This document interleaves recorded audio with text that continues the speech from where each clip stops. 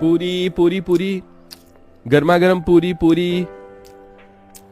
जैसे ही आदमी पूरी से भरा परात लिए लाइन में आगे बढ़ता है, तभी ठंड से ठिठुरता गरीब शंकर अपनी पत्तल बढ़ाकर कहता है, अरे भाई, थोड़ी सब्जी और 2 पूरी डालना। जैसे वो आदमी पूरी देने लगता है, तभी पगड़ी पहने अमीर लालचंद वहां आकर उसे रोकते हुए कहता है, अरे ओ बिरजू, कोई जरूरत नहीं है इसको और पूरी देने की। क्यों रे शंकर, शर्म लाज सब धोकर पी गया है क्या? हाँ, तू घर में 5-5 जवान बेटियों को बिठाए रखा है और यहाँ दूसरे की बेटी की बारात में फ्री फंड का भोज खा रहा है। अरे तेरी सबसे बड़ी बेटी सुधा की जोड़ी की लड़कियां ब्याह करके कब की ससुराल चली गई और बच्चों की माँ बन गई। तू कब ब्याहेगा अपनी बेटियां?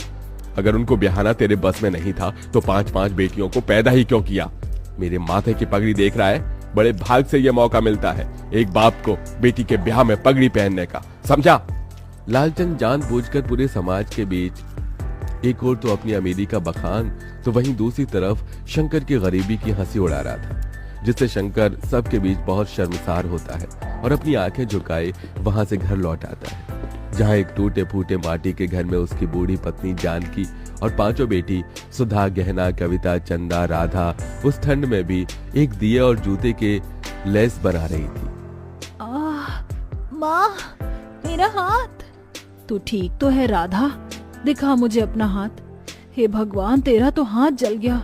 कहा था तुझे कि लेस का माल तू ना बना, तुझे दिए पर संभाल कर हाथ चलाना था। पहले ही अपने घर के दुख भरी परिस्थितियों को बाहर से ही देखकर शंकर अपनी आंखों से आंसू पोंछकर मुस्कुराते हुए अंदर आता है।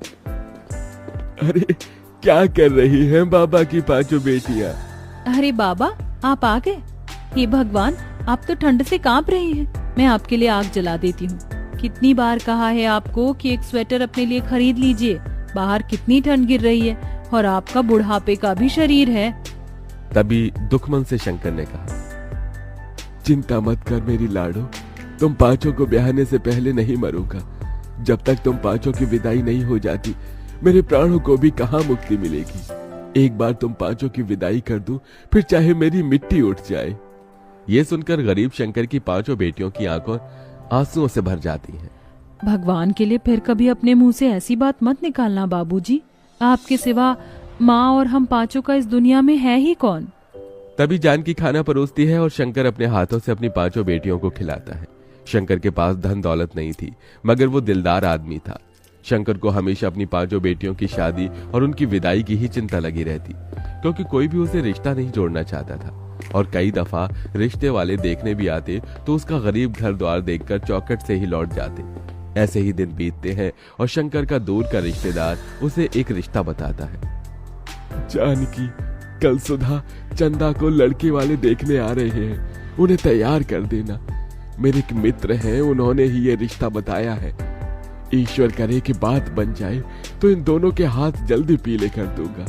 धीरे धीरे करके ही तो अपनी बेटियों का भार उतार पाऊंगा। अगले दिन रमा देवी शंकर की बेटियों को देखने आती है। आइए आइए बहन जी, आपका ही इंतजार था, यहाँ बैठिए। अरे जानकी बिटिया, उसको ले आना।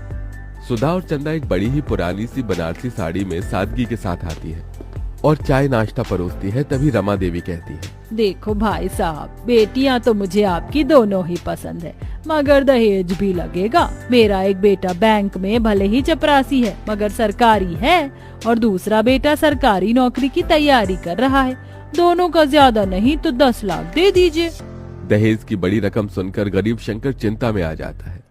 माफ कीजिएगा बहन जी, मैं इतना तो नहीं दे पाऊंगा। एक बेटी होती तो जोड़ जाड़ कर कहीं से भी पैसे भी दे देता, मगर मेरी 2 बेटियों के बाद 3 बेटी और हैं ब्याहने को। मगर ये इस गरीब पिता की जुबान है, मुझसे जितना बन पड़ेगा मैं दूंगा। मैं दोनों के लिए 5 लाख तक दहेज दे दूंगा, और फिर बारात का खर्चा भी तो देखना है। रमा रिश्ता पक्का कर देती है। उसके जाने के बाद चिंता से भरी जानकी ने कहा, अजी 5 लाख रुपए कहाँ से ला कर देंगे? आप कुछ सोचा है? अरे खेत बेच दूंगा जानकी, 4-5 लाख रुपए तो मिल जाएंगे। कम से कम मेरी 2 बेटियों की विदाई तो हो जाएगी। लेकिन बाबा, खेत बेच दोगे तो खेती कहाँ करोगे? मजदूरी कर लूंगा। वैसे भी गरीब लोग लेबर माटी में लगे हुए हैं। बस तुम 5 अपने घर द्वार चली जाओ। बेटी की विदाई के लिए मजबूर होकर शंकर अपना खेत बेच देता है, जिसके बदले उसे केवल 2 लाख ही मिलते हैं। पैसे कम पड़ने पर वो अपना घर भी गिरवी रखकर दहेज और बारात का सारा इंतजाम करता है। रमा बारात लेके आती तो है, सभी बाराती ठंड के गर्म कोट, जैकेट, स्वेटर पहने आते हैं, तो वहीं गरीब शंकर धोती और पतले पुराने से कुर्ते, जो कि जगह जगह से फटा होता है, उसमें ठिठुरता हुआ हाथ जोड़े बारातियों का स्वागत करता है। मगर एकदम से रमा की शर्त पलट जाती है। अरे रमा जी, आपने मुझे वचन दिया था, आप ऐसे कैसे बात से मुकर रही हैं? देखो भाई, 10 लाख रुपए से दहेज का 1 पैसा कम नहीं लगेगा। अगर तुम दे सकते हो तो कहो, नहीं तो बारात वापस लेकर जाते हैं। शंकर डबडबाई आंखों से मंडप में दुल्हन बनी बैठी अपनी बेटी को देखकर अपनी पगड़ी उतारकर रमा के पैरों में रख देता है। मैंने अपनी इज्जत आपके पैरों में रख दी है, दया कीजिए। अगर ये शादी नहीं हुई तो लोग मुझे और मेरी बेटियों को जीने नहीं देंगे। रमा पगड़ी को पैर मारकर चली जाती है, तो वहीं समाज भी शंकर पर थू थू करने लगता है। तो वहीं कुछ दिन बाद कर्जदार भी उसका घर तक छीन लेते हैं और अब शंकर अपनी पत्नी और 5 बेटियों के साथ ठंड में सड़कों पर भटकने लगता है और सब एक कचरेदान के पास आकर पाइपलाइन में रहने लगते हैं। अगले दिन शंकर ठंड में भी काम ढूंढने निकल पड़ता है। बाबूजी, आप कहाँ जा रहे हैं? काम ढूंढने जा रहा हूँ। मगर बाबा, बाहर इतनी ठंड गिर रही है। अगर ठंड देखूंगा तो जीवन भर भी इस गरीबी में तुम 5 की विदाई नहीं कर सकूंगा। पिताजी, अब हम 5 भी आपके साथ मेहनत करेंगे। जब इस भयंकर ठंड में बूढ़ी होकर आप काम करेंगे तो हम जवान होकर क्यों नहीं? थोड़ी दूर जाने के बाद शंकर को सड़क बनाने में काम मिलता है, जहां मजदूरों की जरूरत होती है। अब शंकर और उसकी बेटी कड़कड़ाती ठंड में मेहनत करने लगती है। तभी एक दिन ठंड से सड़क पर बहुत कुहासा छाया होता है, जिससे एक महंगी गाड़ी आगे आकर खंबे से टकरा जाती है। 5 बहनें आकर गाड़ी में से एक औरत को निकालती हैं। दीदी, इन माजी के सर से तो खून बह रहा है, इन्हें पट्टी बांधनी होगी। चंदा, चल इन्हें घर ले चलते हैं।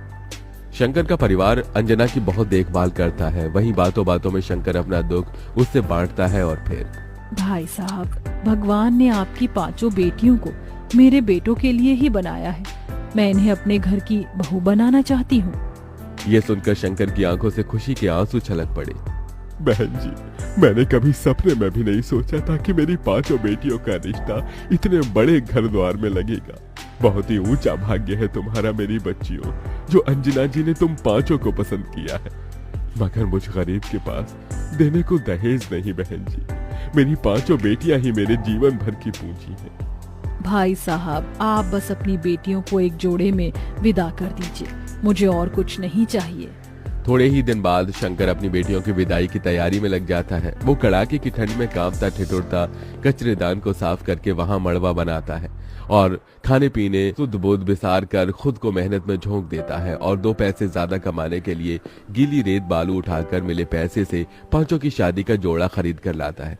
शादी का दिन आ जाता है। बड़े धूमधाम से अंजना बारात लेकर आती है। आंखों में आंसू भरकर शंकर कहता है, देखो जानकी, हमारी 5 बेटियों की बारात आई है, आज उनकी विदाई है। आपने अपने पिता होने का फर्ज पूरा किया जी। इसके बाद जानकी और शंकर उन 5 का कन्यादान कर देते हैं और विदाई का पल आ जाता है। तभी, ये लो मेरी बच्चियों, ये चावल पीछे को फेंक कर आगे बढ़ो। एक एक पैर बढ़ाती हुई 5 चावल पीछे जानकी की झोली में गिराती हैं और फिर अपने पिता के गले लगकर फूट फूट कर रोती हैं। बाबूजी, आपने हम 5 की विदाई के लिए बड़ा तप किया है। देखिए, आज हम विदा हो रही हैं। अपना ख्याल रखिएगा। तुम भी अपना ध्यान रखना मेरी बच्चियों, सदा खुश रहना। इसी के साथ गरीब शंकर अपनी 5 बेटियों को विदा कर देता है।